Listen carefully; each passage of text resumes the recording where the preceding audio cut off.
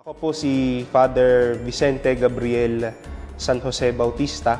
Ako, among the many seminarians sa Pilipinas. Hindi siya title pero blessing siya, privilege siya. Paano po kayo napili, Father? Hindi ko po alam actually. Although sa seminaryo, may mga set kami na pagka may serve, tas yung talagang maayos na serve. May grupo pong mga tinatawag. So, nabibilang po kami doon. Yes po. So, natawag lang din po kami so, sa panahon na yun. And then, sinabi yun, beginning pa lang ng school year. And then, nag-sink in na lang siya as the papal visit would approach its coming. And nung nagdito na ang Santo Papa, hindi ko makakalimutan yun, siyempre, daming tao, daming pari sa loob. Wala silang ka-idea kung sino ang mga magsaserve. Nung lumabas na lang kami dito na nakasutana, dala-dala na namin. Talagang pinalakpakan kami ng tao, ng mga pari. Parang yung buong katedral, wow! Parang, kasi sila nakaupo doon. Kami ang Santo Papa kasama namin sa sanctuary. Mula sa dulo hanggang matapos ang misa kasama namin siya. As in, malapit na malapit As in po. Tapos, hindi ko po alam kung totoo tong mga ganitong nangyayari. Kasi po, madalas pong nagbe-break ng protocol ang Santo Papa at saka yung kanyang mga servers. Malinaw po sa amin na wala kaming magiging talagang close contact sa Santo Papa. At least ako po noon, masaya na ako, nag-serve ako sa kanya, nakita ko siya magmisa, mag-cross siya sa harapan ko, walang problema.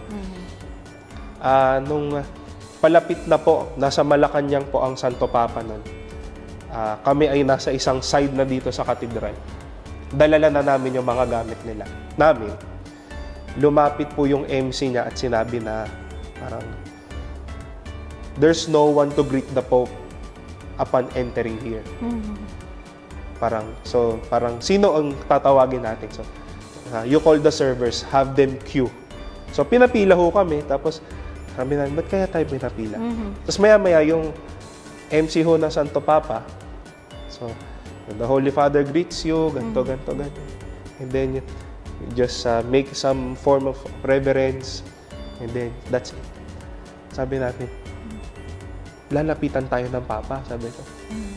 Tapos sabi nung kaklase kong katabi ko, si Father Aldrin, umiiyak siya. Tol, hindi ako maniniwala hanggat hindi yan nangyayari. Although nakikita na po namin sa screen na malapit na po, ayan na. At yun na nga po, totoo pala na lalapitan niya kami isa-isa. Isa-isa po. Kaya privilege moment yun. Talaga nakamayan ko siya. Nakita ko siya ng gantong kaharap. Ganyang kaharap. Hala, swerte. Na ganyang kaharap. Kaya may sinabi po ba kayo sa kanya? Or ang ano lang nun, dahil ang pinrepare ko lang nun, parang welcome to the Philippines, Your Holiness. Tapos talagang nag-nod lang siya. Then I kissed his ring. Kaya nakakagulat yung ganong experience. Kaya sabi ko nga po kanina, turning point yan na parang natuwa din ako. And then, hindi lang po yan dahil nakita ko rin yung human side niya. Kasi, misa niya naman sa Luneta. Hindi man ako server, pero nagdoon ako sa sacristy. Yes. So, isa kami sa mga nagbibihis doon sa mga kasama niyang obispo. And the sacristy of the Pope is just across us. Kitang-kita namin. So, nakikita ko. Yan po yung maulan, Father. Ano? Opo. Hindi ko makalimutan yun dahil nga sa sobrang pagod niya, na-late po ang misa nun dahil natulog siya. So nakita ko siyang natulog kasi nakita ko siyang sumandal.